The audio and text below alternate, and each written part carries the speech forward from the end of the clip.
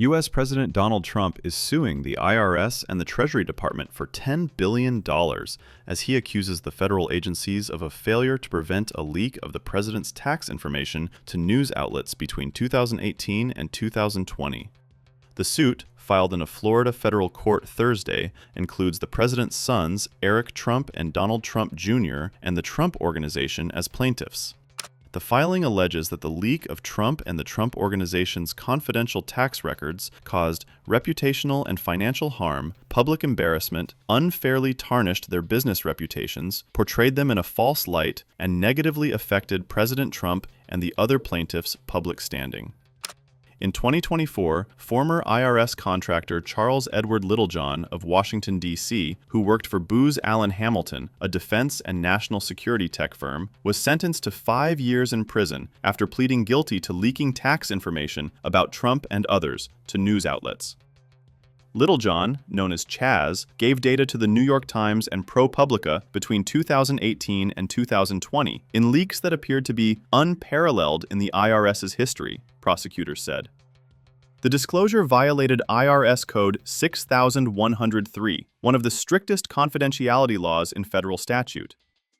The Times reported in 2020 that Trump did not pay federal income tax for many years prior to 2020, and ProPublica in 2021 published a series about discrepancies in Trump's records. 6 years of Trump's returns were later released by the then democratically controlled House Ways and Means Committee. Trump's suit states that Littlejohn's disclosures to the news organizations caused reputational and financial harm to plaintiffs and adversely impacted President Trump's support among voters in the 2020 presidential election. During a cabinet meeting on Thursday, Secretary of the Treasury Scott Bessent spoke about the economy under President Donald Trump.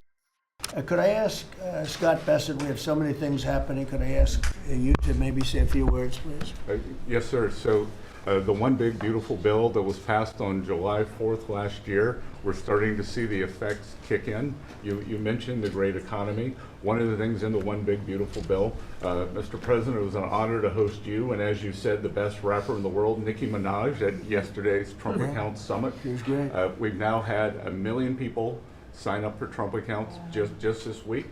We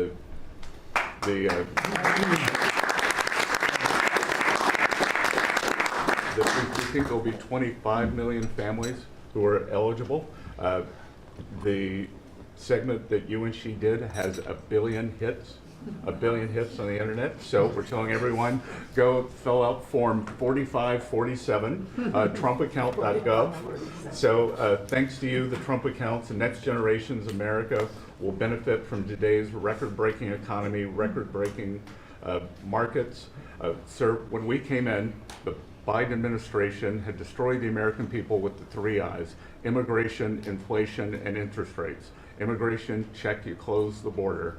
The inflation, as we've heard, back down to target. Prices are coming down. And interest rates, we hope there's more on the way.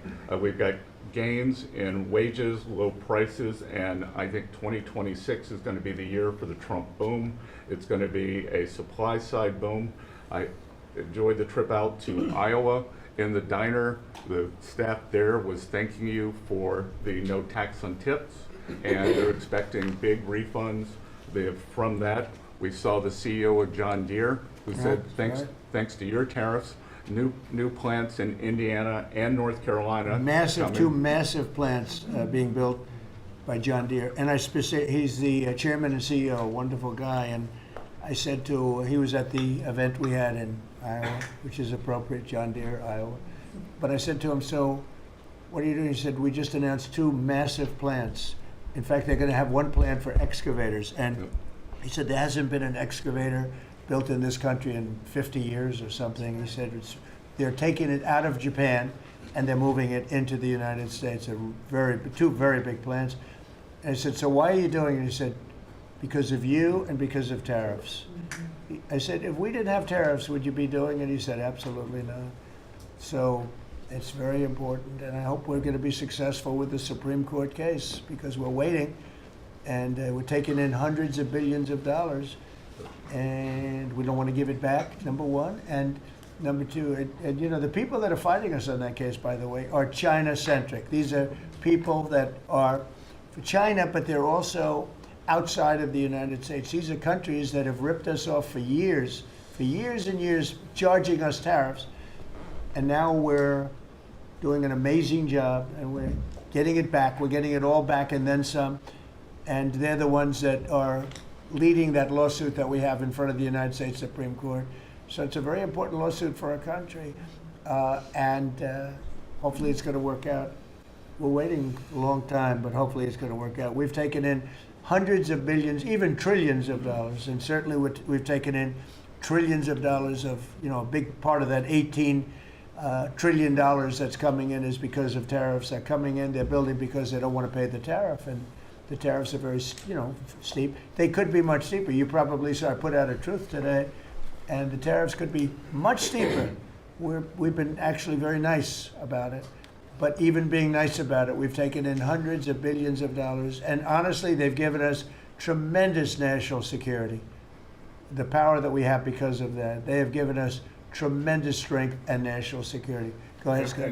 Yes, sir. And the IEPA power you used on the tariffs, as you said, we're bringing in tens of trillions of investments. The tens of trillions of investments turns into factories construction, Right. which turns into factory jobs, which turns into consumer spending. You've right-sized the government, so government employment is down, private sector is up. Growth was a stunning 4.7, 4.8% in the past 2 quarters, biggest back-to-back gains in a decade. And we are doing that with government finances improving. So that will bring down the borrowing costs, the calendar year budget for 2024, 7% deficit to GDP, highest when we weren't at war, not in a recession, all the way down to 5.4% and getting better. Biggest decline since 2014. Generational gains in productivity, soaring productivity. We're going to lift workers' pay, record high prices, record high profits, and stock prices are soaring. You got a manufacturing renaissance, and all the key inflation metrics are trending lower. Over the past 3 months, the consumer price index is just 2.1, and core prices are even lower at 1.6.